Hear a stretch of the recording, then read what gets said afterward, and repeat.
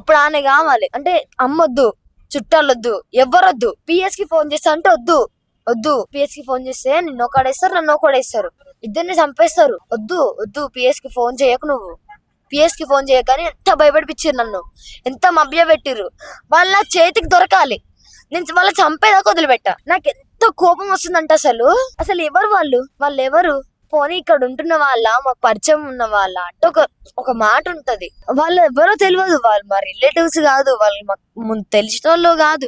అసలు వాడు ఎవడో కూడా మధ్యలో ఒక్క ఖాళీ ఇన్స్టాలో రజకులం అనే స్టోరీ పెట్టుకున్నందుకు ఇవ్వ పడిపోయింది దానికి. అంటే సాకలోళ్ళు వీళ్ళు రజక దీనికి దానికి అంటే ఇప్పుడు వాళ్ళు సాకలోడు, వీళ్ళు సాకలోడు అని పడిపోయింది. అసలు 10th చదువుదామని కానీ ఏమన్నా గోల్స్ కానీ లేవు ఆమెకి. ఆమెకున్నది ఒకటే గోల్, ఆమె పెళ్లి చేసుకొని అన్నతో పోవాలి. ఇది అమ్మడ తనలాడుతుంటే కూడా ఏమంటుంది, ఇప్పుడు నువ్వు ఒకవేళ మమ్మీకి ఏదైనా జరిగింది అనుకో, నువ్వు పెద్దమ్మ వాళ్ళ దగ్గర ఉంటావా, పోలీసు వాళ్ళ ద్వారా హాస్టల్లో ఉంటావా? ఇప్పుడు పోలీసు వాళ్ళ దగ్గరకు పోయినాం అనుకో, మనల్ని చంపేస్తారు, మనల్ని ఉంచరు, మనల్ని ఏమైనా చేసి చంపేస్తారు అందరూ.